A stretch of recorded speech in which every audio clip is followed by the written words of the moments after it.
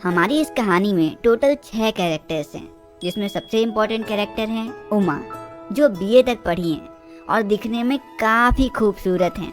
By the way, आज उमा को लड़के वाले देखने आ रहे हैं। दूसरी कैरेक्टर हैं उमा की माँ प्रेमा, जो एक हाउसवाइफ हैं।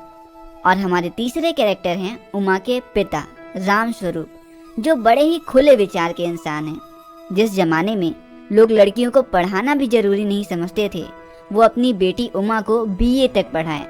चौथे कैरेक्टर का नाम है रतन, जो राम स्वरूप के घर में एक नौकर हैं। कहानी के 5वें कैरेक्टर का नाम है शंकर, जो उमा को देखने आने वाला है। बाय द वे, शंकर एक बहुत ही अंडर कॉन्फिडेंट सा इंसान है। वो वही करता है जो उसके पिता कहते हैं। एंड कहानी के 6वें और आखिरी कैरेक्टर हैं शंकर के पिता गोपाल प्रसाद, जो प्रोफेशन से तो एक वकील है, लेकिन उनकी सोच बड़ी ही छोटी है।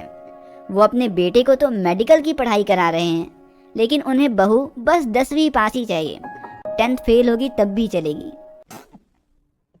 तो कहानी की शुरुआत कुछ इस तरह होती है कि उमा को देखने शंकर और उनके पिता गोपाल प्रसाद आने वाले हैं।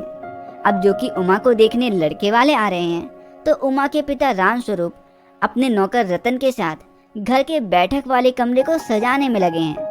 वो जमीन में नई दरी और टेबल में नया कवर बिछा देते हैं और बैठक में रखे तख्त पर एक नया सा चादर बिछाकर उसमें हारमोनियम और सितार सजा देते हैं, ये दिखाने के लिए कि हमारी बेटी को गाना बजाना भी आता है।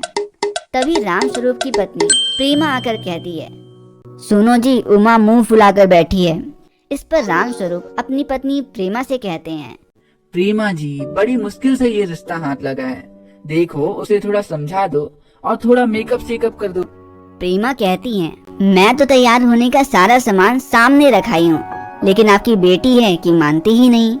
मैं कहती थी आपसे बेटी को इतना मत पढ़ाओ, लेकिन आपको तो बस अपनी ही चलानी है ना। राम स्वरूप कहते हैं, अजी धीरे बोलो, दरअसल लड़के वालों को ज्यादा पढ़ी लिखी लड़की नहीं चाहिए, तो मैंने लड़के वालों से झूठ कह दिया कि लड़की सिर्फ 10वीं पास है। प्रेमा की बात सुनकर राम स्वरूप थोड़ा परेशान हो जाते हैं, क्योंकि वो जानते हैं कि आजकल मेकअप के बिना शादी ब्याह भला कहाँ होते हैं। लेकिन वह अपनी पत्नी से कहते हैं, कोई बात नहीं जी, वैसे भी हमारी बेटी बड़ी खूबसूरत है। और वो लड़के वालों के लिए मिठाई, नमकीन, फल, चाय और टोस्ट का प्रबंध करने लग गए। तभी वो देखते हैं, अरे टोस्ट में लगाने के लिए मक्खन तो खत्म हो गया है। और राम स्वरूप तुरंत ही अपने नौकर रतन को मक्खन लेने के लिए बाजार भेज देते हैं। ठीक उसी समय गोपाल प्रसाद अपने लड़के शंकर के साथ राम स्वरूप के घर में दाखिल होते हैं। गोपाल प्रसाद आवाज से ही बेहद ही अनुभवी दिखाई देते हैं, लेकिन उनके लड़के शंकर की आवाज एकदम पतली सी थी और कमर भी हल्की झुकी सी थी। राम स्वरूप मेहमानों का स्वागत किए और टिपिकल मैन टॉक चालू कर दिए, जैसे अजी हमारा जमाना भी क्या जमाना था, आज के समय में तो संस्कार नाम की चीज है ही नहीं।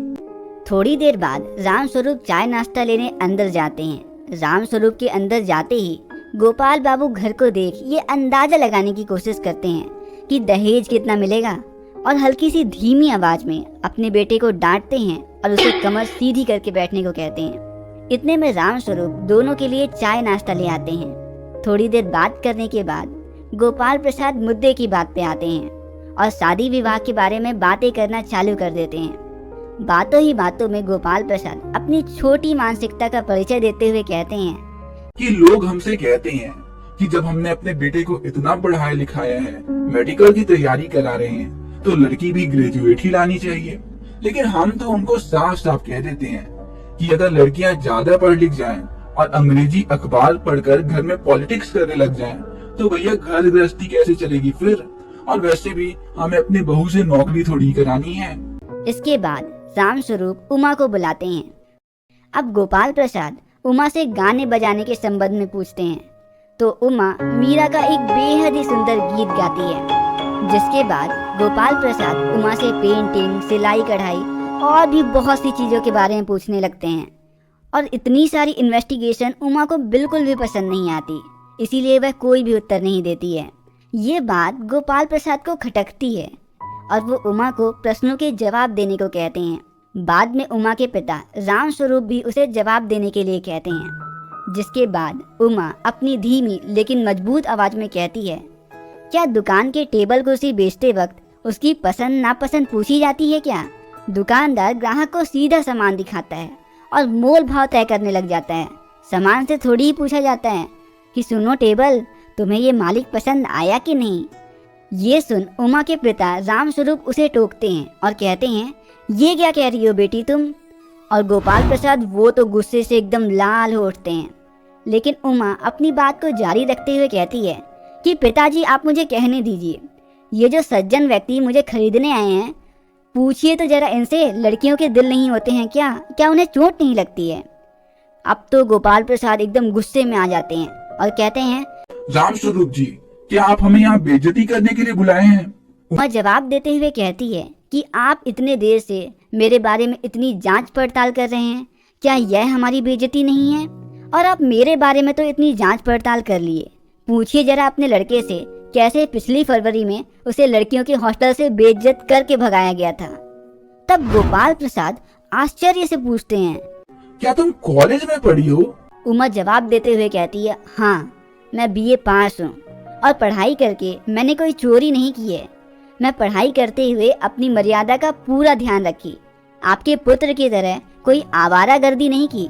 अब ये सुनकर शंकर और उसके पिता दोनों गुस्से से खड़े हो जाते हैं और रामस्वरूप को भला बुरा कहते हुए दरवाजे की ओर बढ़ने लगते हैं। उमा पीछे से कहती है, जाइए जाइए, मगर जाकर ये जरूर पता लगा लेना कि आपके बेटे की रीढ़ की हड्डी है भी या नहीं। गोपाल प्रसाद और शंकर वहाँ से चले जाते हैं। उनको जाते देख रामस्वरूप निराश हो जाते हैं और पिता को ऐसे उदास देख उमा अपने कमरे में जाकर रोने लग जाती है। और यहीं पे ख़त्म हो जाता है हमारी ये प्यारा सा चैप्टर।